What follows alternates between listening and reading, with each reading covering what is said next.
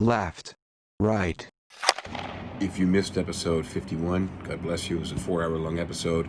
We were dying at the end of it. You are now on episode 52. This is the results pending coverage. We're talking about the election. We're talking about the results as they come in, so stay tuned. And before you get started, don't forget to like, subscribe, share this podcast. It means a lot to us. This is SipTalk. Grab a drink and enjoy. Crisis film.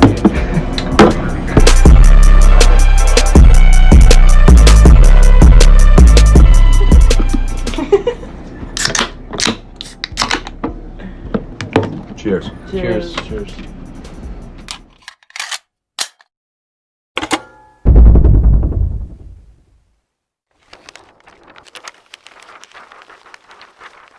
Welcome to episode 52 of SipTalk. It's continued election coverage.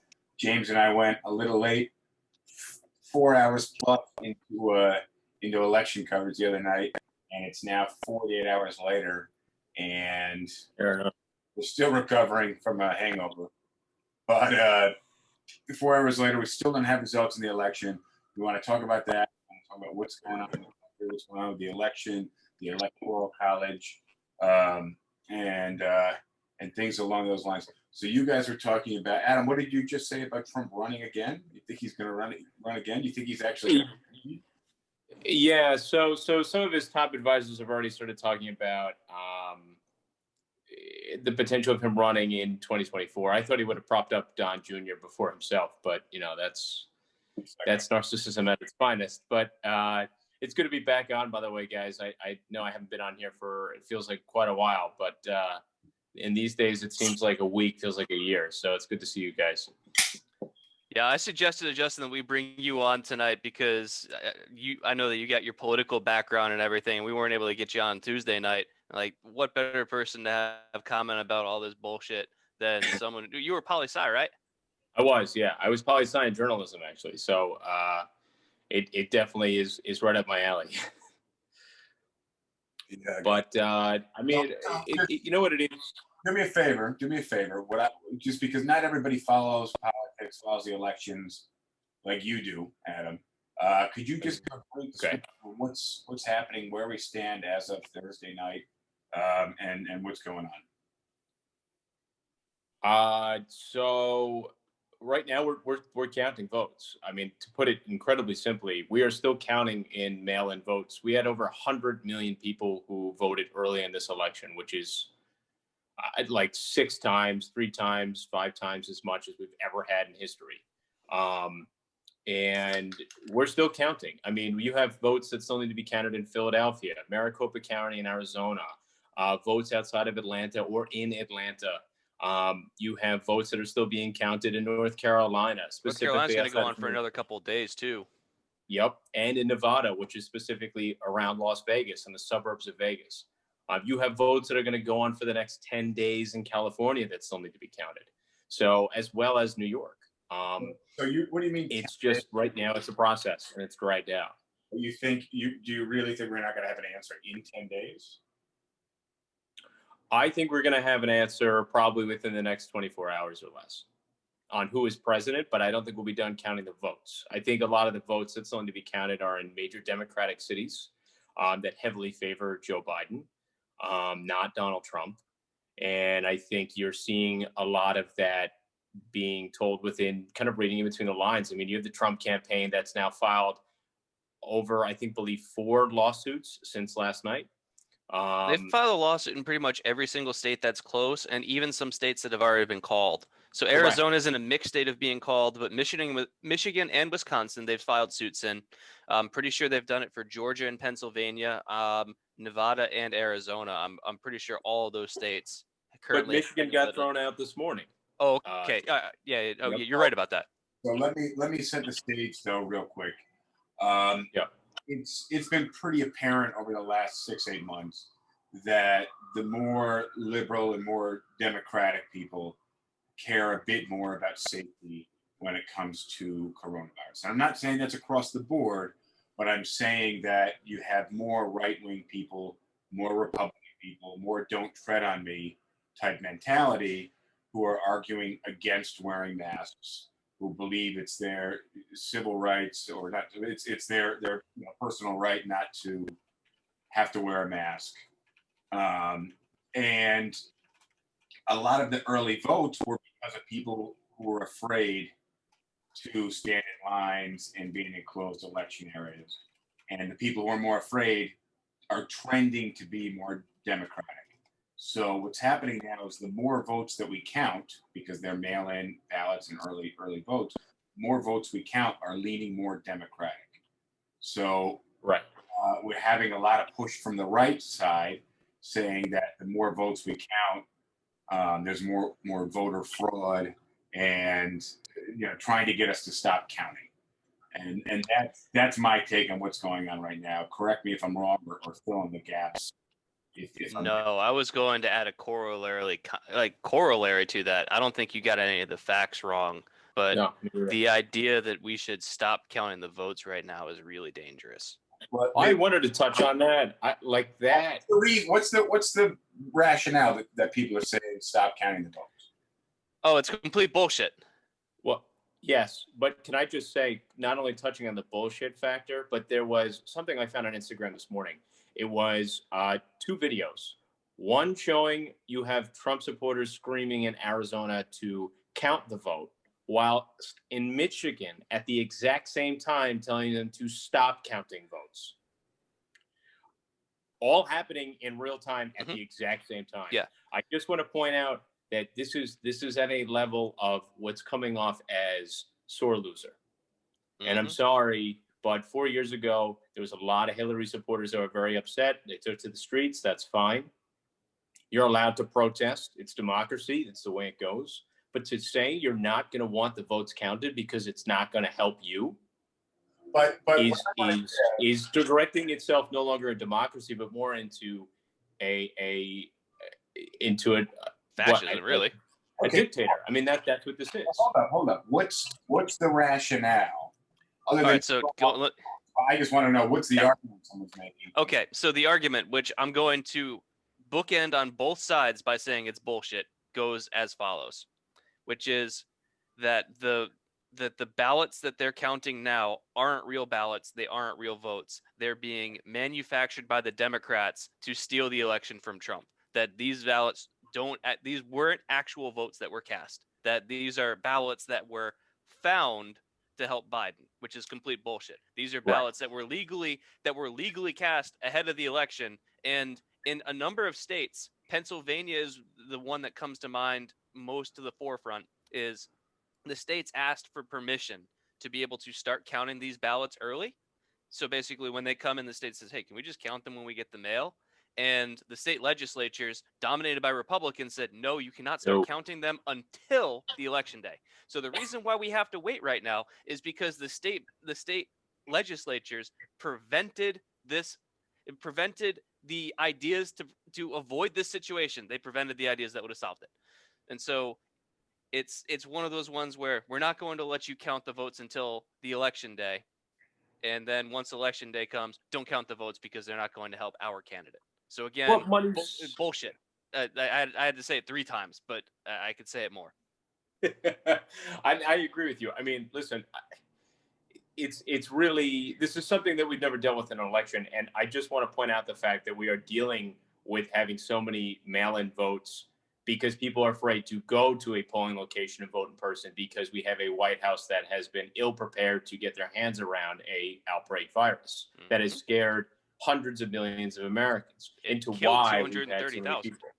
Exactly. So my attitude about this at this point, it kind of was his own self-fulfilling prophecy that sort of destroyed his presidency and made him what looks to be at this point, and I'm not putting any final predictions out there, but looks to be at this point about to become a one-term president. It's just the vote counts in some of these cities. I mean, and I remember on election night, Donald Trump was leading by almost 700,000 votes in Pennsylvania. Today, he leads by less than an hour ago, less than 90,000, with another 360,000 votes to be cast, or I'm sorry, not cast, but counted within the Philadelphia area. And those are going like 70-30 in favor of Biden. 78%, I think, was the last number I heard, but I could be corrected on that. I'm not 100%. I'm estimating numbers. You're probably more accurate than I am. So, but it's wild to me. I mean, and I just want to point out a very ironic picture here and kind of I want both of your thoughts on this. We could very much be looking at a scenario where Donald Trump winds up getting only 232 electoral votes, and Joe Biden gets 306 by winning Georgia and Pennsylvania at this point, and Nevada. Georgia's going to be the closest of those, I think. Agreed. And he could wind up losing by the same margin of victory that he won by 4 years prior. There's some irony in that. Exactly. To me, all that's right. just. So I got a question for you here. You brought this up a little bit earlier, but I think this might sound like the same question, but it's not. Where, let's say, the AP calls the election for Biden. Okay. When does Trump concede? Does he concede?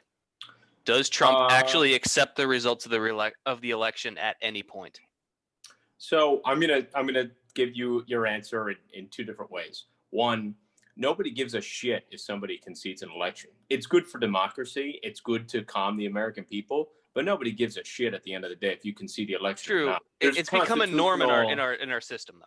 But how many norms has he broken through or not given a shit about to begin with? So all of them. Nobody gives up. He doesn't have to concede for 3,000 years. It's not going to matter because at the end of the day, the electors are going to cast the votes for the states that went to Joe Biden, and he's going to be having to leave the White House on January 20th, whether he likes it or not.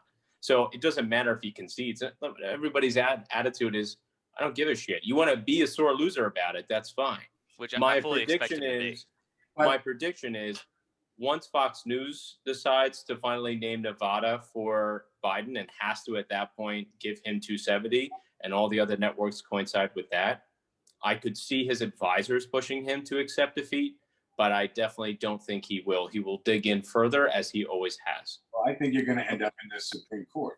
I think there's a really good chance that he spends the remainder of his term in the Supreme Court fighting this. What I would think would be wild to watch, but I think there's a good chance that the turnover of power. I don't think he's going to have his bags packed in January, ready to go.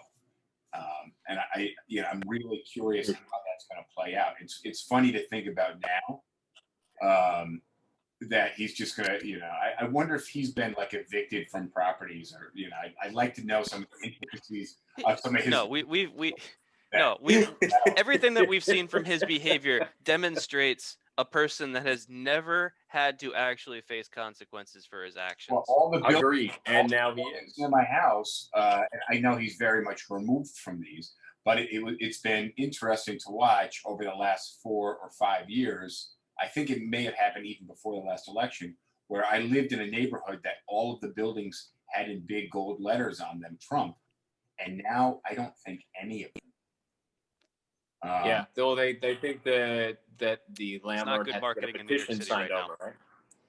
I missed that. I want to hit the comments in just a second, but I'm just, all I'm saying is I think in January, I'm very interested to see what the next dictates. And I think that's going to give us some good indicators of what's going to happen in a couple of months. But definitely. So you guys cool if I hit the comments, or Adam, you had something else you want to say? I wanted to ask you a question, actually, Jake, based on what you just said. You're talking about the Supreme Court. I don't imagine he won't take it to court. Most of his lawsuits already that he has filed to the campaign for recounts or for stopping the counting of votes have been literally thrown out from every level of court system already. Once it gets to the Court of Appeals at that point, I could see it in the state. They're still going to trash it. They don't have an argument for stopping votes to be counted. Like that is not only illegal, it's unconstitutional. The only thing that he's had success with is getting a little bit more access to be able to observe the counts. Exactly. Now, I want to know what you're going to spend time in the Supreme. I don't know how the Supreme Court comes into play in favoring him at this rate, because in Michigan, he's won Michigan by over 150,000 votes. I mean, I don't know. I don't care if you do 100 recounts. That's 150,000 people. He won the state by less than 20,000 4 years ago. and he won Wisconsin by 11,000 votes, which now he's losing by over 22,000. So to me, it's just sort of, I get a recount. I understand that. He has every right to do that, especially in an unprecedented election. But I don't know what his argument is to stay in court for the next 75 days. I just don't know I don't know what his argument is for that. And I don't even think he does, to be totally honest with you. All right, let me hit the comments, guys. All right, because I saw a couple that I thought were funny. Let's see. Voted Biden and voted the day before because there's a line that was short. I had no line when I voted on Tuesday. By the way, we talked about that. Oh, I did. Are things still boarded up here? Yeah, everything's still boarded up. I think we're waiting. I think in regards to places being boarded up, Adam and I went to grab lunch. We went across the street, and the entire restaurant was covered in boards, which they weren't even open. And I don't imagine these places are going to take the boards and the plywood down until we let this play out a little bit longer, which means these places could go a week or two, or if there actually becomes some serious rioting and protesting, it could stay up for a while, forcing these places out of business. There was a protest last night, by the way. I did experience one already. I was walking to get dinner in Midtown East. There was a protest going down Second Avenue, and there was a ton of police presence in riot gear, and it seemed pretty aggressive. I mean, I literally it was not a very comfortable situation. So again, I don't know who they were supporting, but I mean, they covered at least a block or two's worth of occupancy with their. You're going to get protests going both ways. Yeah, agreed. Bluefin here says Democrats fake ballots, but again, we need some proof here. Yeah, so far there has been no evidence whatsoever of there's been no evidence this has happened. You can say it all you want, but like election officials really do value the integrity of their elections, and if there were fake ballots, they would be the first ones to throw them out. If anything, they're overly cautious in terms of how many ballots they accept. So, James, I'm actually going to even do one better to this. There was actually a story about this today. There was a senior advisor to the Trump administration that was asked about this apparent fake ballots being talked about quite a bit. And the journalist kept insisting, can you please give us some evidence so we can report this? Because if that's what's happening, we need to have evidence to report that. Right. And the senior advisor turned to the journalist and said, no, your job is only to write what I tell you. No, that's not how it works. All right. So I just, I understand there's a narrative and a campaign, but the campaign's over. So somebody said Trump is winning those states. I guess we were probably talking about the states that we're still counting. Can you ask them what states they're referring to? Let me look it up because MJ. The reason why I want Trump is winning in those states. So I don't know which states MJ means. No, right now Biden is actually narrowly ahead in Nevada. So if you were to stop the count, if we were to listen to what Trump supporters are asking for stopping the count, then Biden wins Nevada right now, and Biden and none of the other states matter. If Biden gets Nevada, he's at 270 on the dot. Exactly. And that's all you need. So Trump could win Pennsylvania, North Carolina, and Georgia if Biden wins Nevada. If we stop the count this very second, Trump loses. It's over. So the whole stop the count idea is a dumb idea from just a purely strategic perspective. It's because it's simple. That's why it's a talking point. Yeah. We're getting some push. I do have a theory though about why Trump won Florida.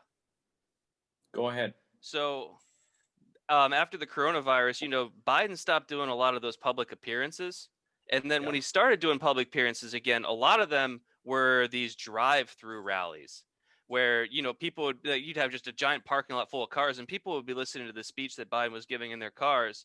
And if you clap or cheer when you're in your car, you can't really hear it. So what the cars would do is they'd beep to show approval. And so I have to think that Florida voters watching Biden getting beeped at brings back memories of them seeing a slow old man in the left lane and they thought, this is my finally I get the chance to vote this guy out. I mean, my real theory is about Florida. This is actually really interesting. And Justin, I don't know if you had the chance to go over this as well, but Trump actually underperformed in every single district in Florida across the whole state. And Biden overperformed in every Republican county that typically votes Republican by about a margin of 5 to 8 points. He actually won the surrounding area of Jacksonville, Florida, which is traditionally a very Republican area. Biden won it outright by 9 points. Hillary Clinton lost that district by 12 4 years ago. Considering we have That's a big shift. Wait. Where Biden lost Florida was actually in a reliably Democratic area in Miami-Dade and Broward County. The Latino vote in that area usually he usually will win that area by 33%. And Hillary Clinton, I think, won it by about 31 4 years ago. They were predicting he'd win it by about 33. So if he carried Miami-Dade the way it was supposed to go, he would have won Florida outright, probably by about 2 points. But since he underperformed so much in the Latino community, he only won Miami-Dade by 7 points. All right, guys. Right. So let me hit the rest of these comments because I'm just trying to catch up to real time. We're getting some flack that we're talking about the elections again, which it's difficult. How can you not, though? It's difficult to not talk about that. We talked about sexual harassment a couple different episodes, and a lot of people didn't want to hear shit about sexual harassment. We talked about things. We talked about the police. The topic here and the involvement here is we're trying to talk about current events, and I appreciate the feedback, but I think it's impossible not to talk about what's going on around you. We talked a lot about coronavirus, which obviously is played out as hell, but especially in the beginning or as things changed, it was difficult not to address those. All right, let's see. You gentlemen are amazingly informative and professional, much better than television coverage. The Trump brand has shit the bed. He will leave the White House smelling foul. All right. Cheryl says hi. Hi, Cheryl. All right. Let me just get. I just want to briefly comment on the television coverage, which I've watched very little of, and why a lot of people get turned off on it. Is all these networks are 24 hours, and there's just not 24 hours worth of information to talk about right now. Because while I've been at work, I've been kind of tracking the results pretty closely. I'd say probably every 30 minutes or so, I'm just refreshing to see if anything's changed. And as I was talking about Tuesday night, my main resource is actually looking at political futures markets. And today, the political futures markets barely budged. They opened with Biden at about 85, and they ended at Biden between 89 and 90. That's a pretty small move. And the luxury that we have is we're here for an hour, maybe an hour and a half or so. So we can take all of the content that we have, get it out there. We don't have to make up stories. We don't have to fill time, and we don't have to come up with false narratives just to pretend to be interesting.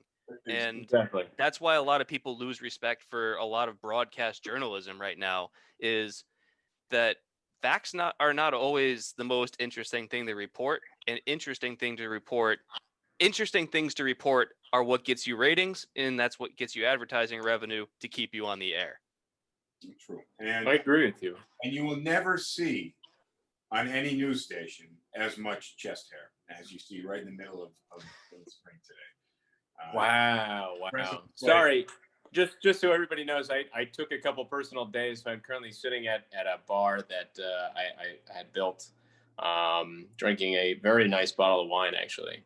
But if anyone's ever had the 19 Crimes, I really recommend it.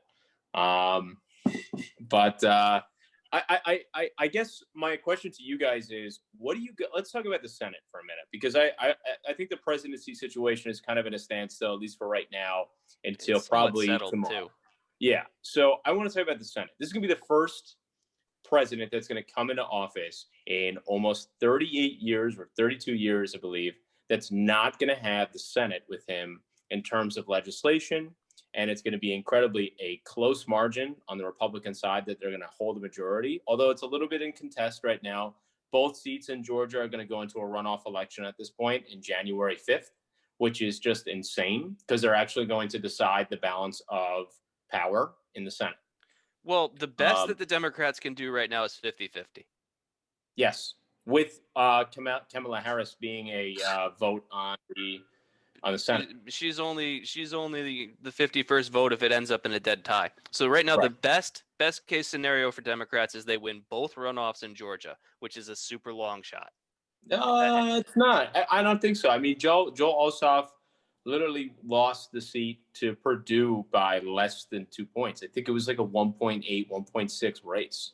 I mean, it's almost as close as Stacey Abrams and the now Brian Kemp, who's governor of Georgia, election in 2018. It's incredibly close. And Kelly Loeffler was in a field with 12 people. So okay. Well, here, let me do some basic probability on this. Hold up, though. What I want to do real quick is just zoom out, get a little less specific. We have a lot of viewers that are not in the U.S. A lot of people that listen that may not be as familiar with what the Senate and the House of Representatives, what the weight of them being majority Democratic, majority Republican. So, does anybody able to explain that very concisely, or you just want me to run with it? What do you run with it? I mean, a little bit. Yeah, you go. Basically, for any laws to be passed, they have to. The president has the ultimate last veto power, but they have to run through the House of Representatives, which is how many members? 500. What is it? 538 between House and Senate. 538 between both. And president and vice president. Sorry, go ahead. So I thought it was 100 senators. Yep, and then 432 members. 430. 432 on the House. So there's 432 in the House of Representatives, and for laws to be passed, they have to pass through Congress, the House of Representatives, and they have to pass through the Senate. But if the president is a Democrat and the Senate is Republican, they can pretty much block anything that the president really wants to do. And that's what we're running into right now. Is it looks as if the Senate is going to remain majority Republican, which it was coming up in this election. But that makes it very difficult as a president to pass the legislation that you want to pass to change the country the way that you want to. Which, it's crazy that everything is so polarized, but at least that, gives some. I want to speak to the idea of gridlock, though. So one consequence of Trump's presidency is Trump has really expanded the role of the executive and fought in court tooth and nail to be able to justify things that a lot of people thought would have been outside his scope. Agreed. And so he opened that door.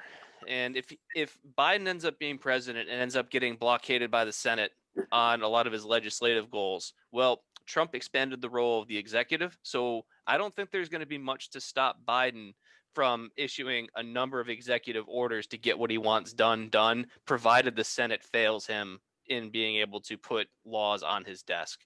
So Trump played a dangerous game here by expanding the role of the presidency so much that now that his party no longer controls the presidency, now the Democrats can pull the same things that he did, but in the opposite direction. Well, and the other problem is with executive orders is that everything that Donald Trump has done through executive order can and most likely would be overturned in a Democratic administration. True. And vice versa. This happened as soon as Obama left office. Donald Trump, ripped up a lot of executive orders that Obama laid out in his last year of office. Yeah. Let me give you some quick back of the envelope math for the Georgia permutations. Please. So running off the probabilities that I got from my political futures markets, there's roughly a 46% chance that both seats go to Republicans, about a 12% chance that both go to Democrats, and about a 42% chance that it's 1-1. Wow. Yeah. That's really close. I mean, I could definitely see at least one of them going, which would then, I believe, equal out to a 51-49 or a 50-50, depending on 51-49 is so it's 42% chance of 51-49, 46% chance of 52-48. Wow. Wow. That's rough math. I should do a better job on it, but that'll get you in the ballpark of where we're looking. Gives you an idea, though. I mean, of what the odds look like. I mean, that's intense. That's really, really intense. And also my understanding that what are your thoughts on that, Jay? You got two guys in the Senate that are independent. Am I correct on that? Yes. And they caucus with Democrats currently. So yes. So what does that mean right now? That means it basically you could have Democratic control then, right? No. Those two are basically counted as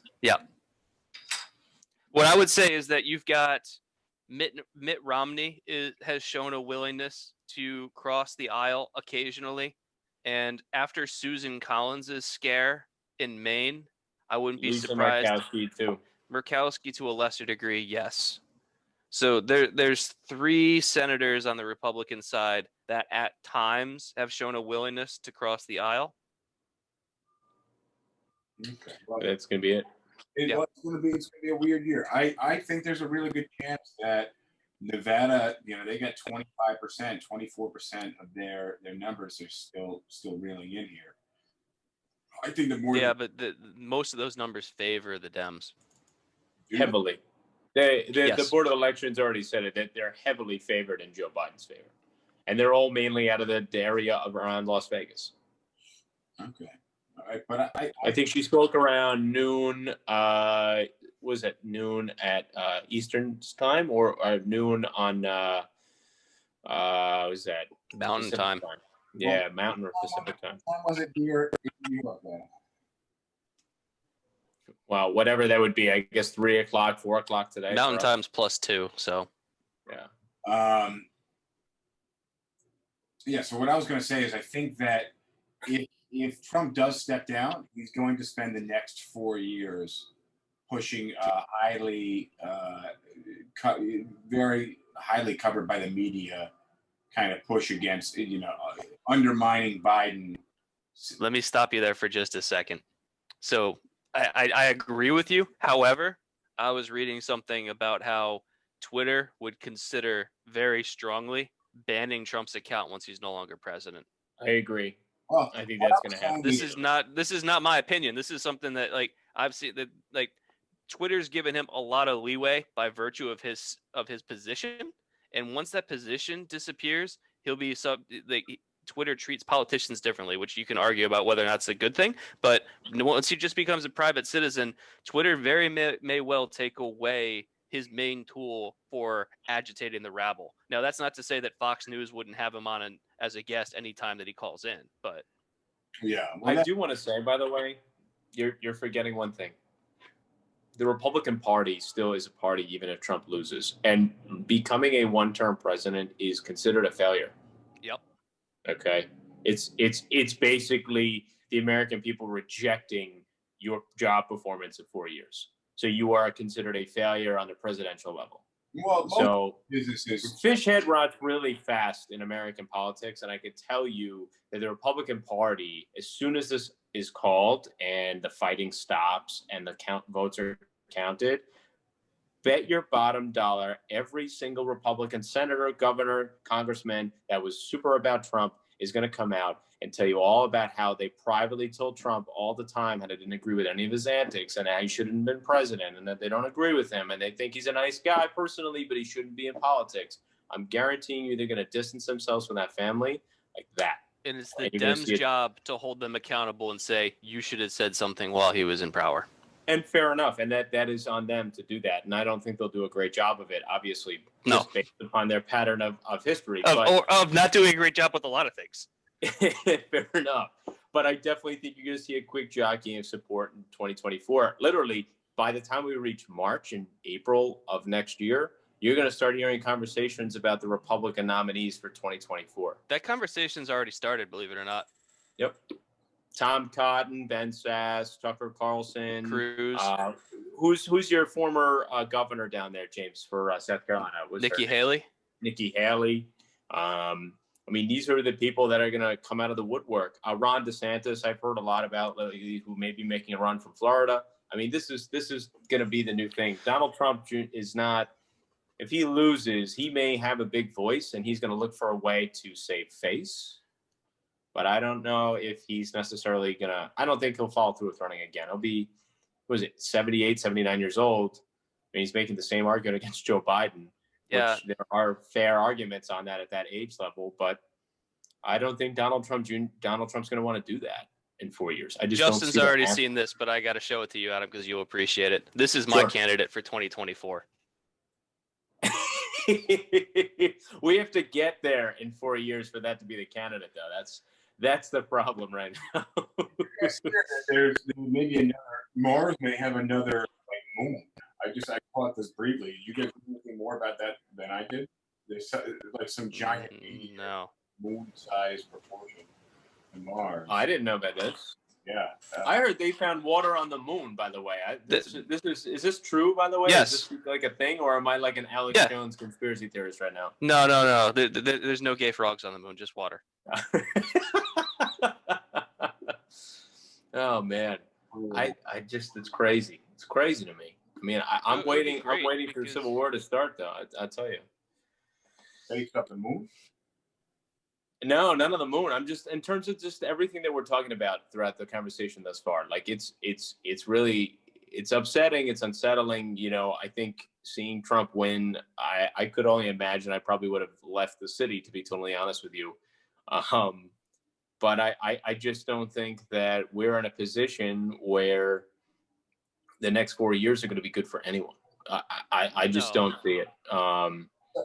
We have a mess to fix in this world right now, and it's scary. What happens? What does Biden do? Because I know you're a big Biden fan. What does Biden do moving forward? Let's not get carried away. I'm a bigger anti-Trump fan than I am a big Biden supporter. So let's be fair on that. You're if not we're going to alone. be honest here. But I think. What does he do? Well, I think Biden's been in the Senate for a long time. And I think he's known a lot of these Republicans for a very long time. I think a lot of them are going to toe the line of playing politics with a majority leader who quite literally said on inauguration night of Barack Obama, our only job is to make him a one-term president. I bet your bottom dollar he's going to do the same thing again for Biden. But I think the pressure is going to be on Mitch McConnell to come up with a solution. I think there'll be a skinny relief bill probably within the next month or two. I could see Republicans dragging that out until Biden becomes president just to make the dollar on him so he inherits the debt and not Trump before he leaves office. Yep. Just as a political argument in the midterms. I also could see them trying to have a conversation about nothing. I think that's going to be it. Quite literally. I think you're literally going to see executive order after executive order, and Mitch McConnell is going to caucus the Republicans, and it's going to be a very small majority for them, and they're not going to work with Biden at all. It doesn't matter what Biden says, doesn't matter how bipartisan, it doesn't matter the message. It's going to be politics as per usual, and there'll be a bigger reckoning about that in the next 10 years. I don't see things changing. I mean, I think it's going to be very bad. What I want to know is, how does Biden being president affect me as a New Yorker? It doesn't. As a business owner. You're going to get a skinny relief bill, man. Some degree. James, what? As a business owner, it'll affect you to some degree, depending on, well, obviously coronavirus has had a significant impact on your business. And yes. I would say, depending on how the government handles coronavirus and how quickly our change in response is able to not make it go away, but minimize its impact, that's one way in which it'll affect you. The other one is going to be what I would expect to be some inevitable changes to tax law. Now, Biden has said that his only changes the only changes he's going to make that would increase tax rates would be on people that earn more than $400,000 per year. That's a campaign promise, and we know how much value to put in those. but let's take him at his word for right now and say that the only people who are going to be paying more taxes are going to be those who earn more than 400,000. So After deductions, though, from what I've read on CNBC. 400. I'm talking 400,000 taxable income. Right. I mean, which is a lot. Like that's a lot. That's not even 3% of the country that's making that. It's super high. I would say that, like, of the clients that I work with, I probably less than, and remember, there's a selection bias here for the type of people that can afford the services that my firm offers, and the type of people that need CPA level work to get their Right. tax return done. And I would say probably less than 10% of my clients earn more than $400,000 a year as a household. I've been trying to say this the whole time, but you have 50 Cent running around trying to talk like he understands tax law. Yeah. So I'm pretty sure I said this on Tuesday night's cast, but Adam hasn't heard this yet, and I want to get his reaction to it. Sure. When I saw my brother out in California, we were talking about scenarios for the election, and we were kind of just being pessimistic about it because we said, all right, what's our best case scenario right now? And we said, best case scenario is Biden wins and it's not close. It's a landslide victory, and it's just a widespread repudiation of Trump. Best case scenario. Even in that best case scenario, like, how do you think Trump is going to react to the loss? And how do you think he's going to conduct himself during the next 2 months? And to use the words of my brother, he says, I think it's going to be the political equivalent of a caged chimpanzee throwing poo at everything that gets close to him. I think that's a really fair assessment. But again, isn't that sort of how he's been, though, for better half of his entire presidency? He's been an uncaged chimpanzee, and there's been no poo. You can't shit on Well, him. what could he possibly, like? What is he gonna, like? So, using your metaphor, what would he possibly throw at people? Just lawsuits at everybody? Just using a Bill Barr as his just like dog on everyone? That's where it gets a lot hazier, because you always think, like, how could things under Trump get any worse? But the thing about it is this presidency has consistently surprised us. That it has. So I don't know what he could come up with in the last 2 months, but probably a whole bunch of executive orders rolling back environmental protections in areas that are subject to executive orders that don't require actual legislative action. That's one. Right. I would say treatment of immigrants, anything military related. Like, I don't think, the one thing I will give credit to Trump is that he generally seems to be averse to actual warfare. So I don't think we have to worry about him starting a war in the next 2 months. He won't do that. No, I don't think he will do that. I think he's too scared of the generals as much as he tries to deny that.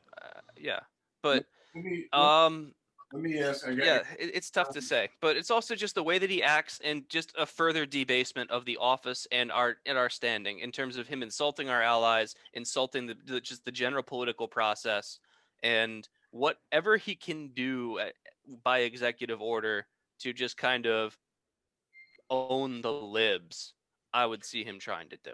Yeah, just looking to piss somebody off for the day sort of attitude. I could see that. Right. See that. All right, guys. I got two things. First thing I want to touch on real quick is, what if Trump is reelected? How does that affect? And the Caribbean's looking really nice. How does that affect me as a business owner in Manhattan, or as somebody who's got a regular job? How does that affect them?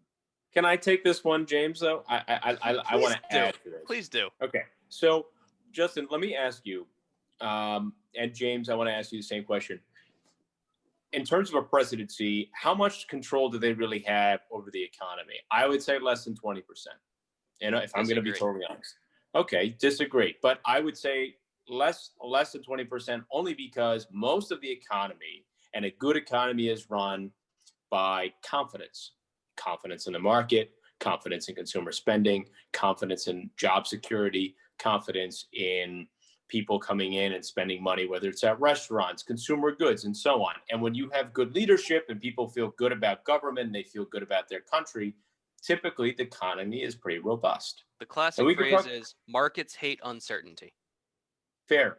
Now, when I sit here and James and I could talk about tax law, we could talk about how that affects the economy. That's totally fair. Minimum wage, all that stuff. That's totally fair. And I'm not going to sit here and deny that. That definitely has a weight on the economy. But with Trump, and especially with COVID, which is such an epicenter around the economy right now, you have this major weight of people who lack leadership and belief in that things will get better under his leadership right now with COVID. And more people, including the exit polls have stated, more people care about getting the virus under control than the economy restarting. So if Because one Trump kind of gets relies on the reelected, other. right. If Trump gets reelected, a lot of the status quo of what's going on right now is probably going to stay pretty consistent, if not get worse. If Biden changes up leadership and we get a different voice around this, people get a sense of calm for now. If Biden fucks up, then that's on Biden. But for now, at least Biden can have a renewed and breathe some life into making people feel good, and that the economy will then see the day of light again and have a bit of fresh air about the situation at hand. And people will feel a bit more of a steady hand if Biden doesn't fuck it up. And I'll say that again, it could have a better weight for you and for the business and for us to see our economy get a bit better in the short term and in the long term.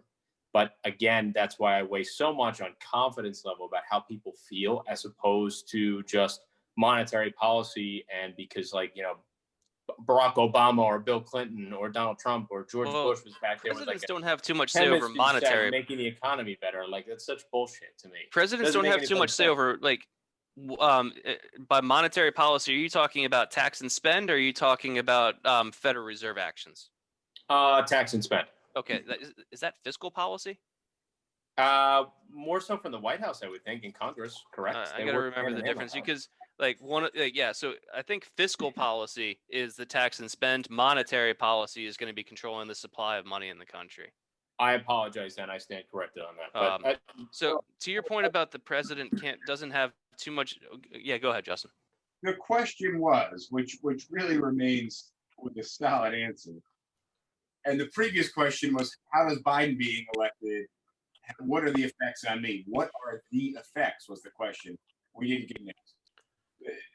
Donald Trump is status quo for you and your business, and Biden at least gives you a chance of fresh air and renewed sense of better things to come down the line. I have the windows open. I have a lot of fresh air. What is fresh air is my question.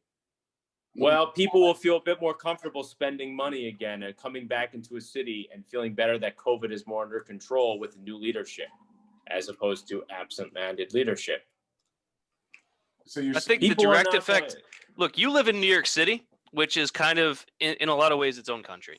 And I think that the direct impact on you, I would say, outside of some potential tax law changes or some potential stimulus packages that are designed to target small businesses, I don't see it having a huge effect on you.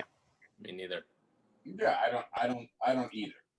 But what I'm curious is what's going to happen. What's that going to be? What effect does it have? I mean, not even, and I'm not asking for myself. I'm asking for somebody who's listening to us right now. How it's going to affect them. I'm obviously a small business owner. So I would need to know more about their background because it's going to affect everybody differently. If you are a minority, I would say it affects you a lot more. Okay. Well, you know, and I'm talking socioeconomic. Yeah, that's kind of what I'm getting at. But okay, you know, I would say if you're a minority, if Trump or Biden is president, you're looking at a very different tone in the country. Well, tone in the country is different, you know, not so much related to economics. But the three of us are all in a pretty lucky position. Like, none of us really know what it's like to be a minority in this country. But I would say that the tone of the country is going to have a much bigger impact on someone who's black or brown. Agreed. And I guess what I'm saying is when we talk about specific policy, I don't think either candidate is going to really help directly you or a small business owner. If I'm going to be so honest, I don't think either candidate's going to do that. What I'm saying is a point of optimism is that what seems likely at this point is that Biden will be the next president of the United States. But the good thing is, at least he kind of gives a fresh perspective on handling COVID, as opposed to the past 8.5 months of what has felt that there's no one handling this virus.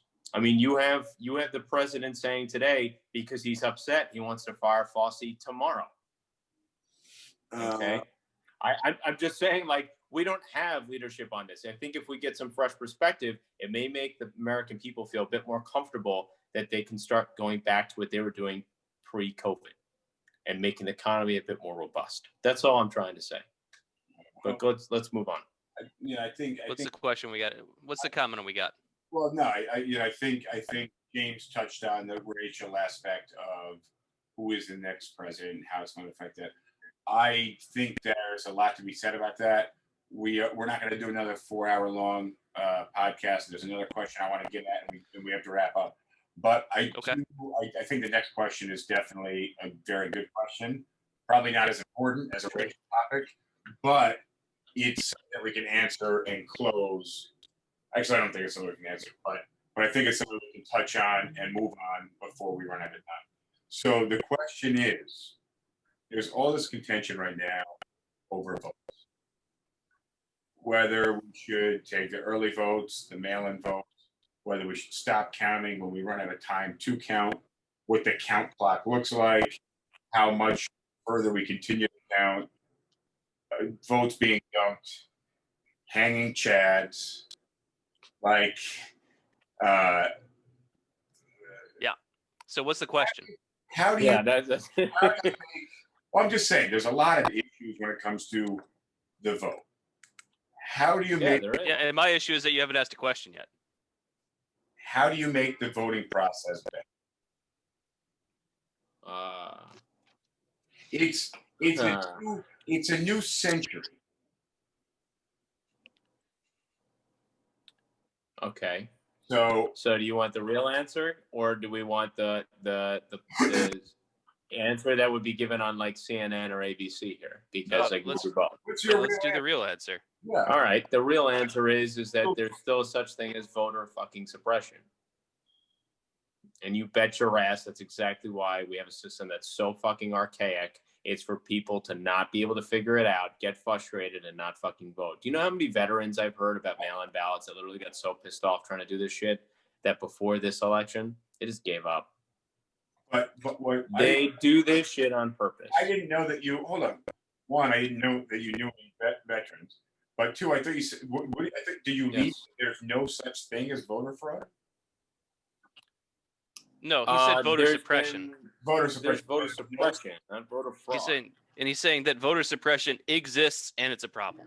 Oh, okay. And that's exactly why we haven't updated the system. I mean, let's be real. Like we could easily tomorrow turn the whole system around, have a bill passed in Congress. I guarantee you by the midterms, we can have an entire system where I can go on my phone and I can literally vote without even leaving my living room. And my vote can cast to whatever party, whatever decision I want, doesn't matter. You can even have candidates put their campaign commercials in there before you even vote, just so you can hear their message and what they're about, know the face to a name. They could make this so flawless, but they choose not to. Now, the reason it hasn't happened is voter suppression. So let's go one level back from that. So the demographics of this country are changing, and I would say the change has been accelerating over the last 10 years. And the general trend of the demographics has actually been more left-leaning. When you look at the popular vote margins of elections, they have been favoring Democrats over Republicans. And that's a trend that's been going on for, I'd say, somewhere between 10 and 15 years. I think this will teach more Republicans. Hold on. Let me finish this thought.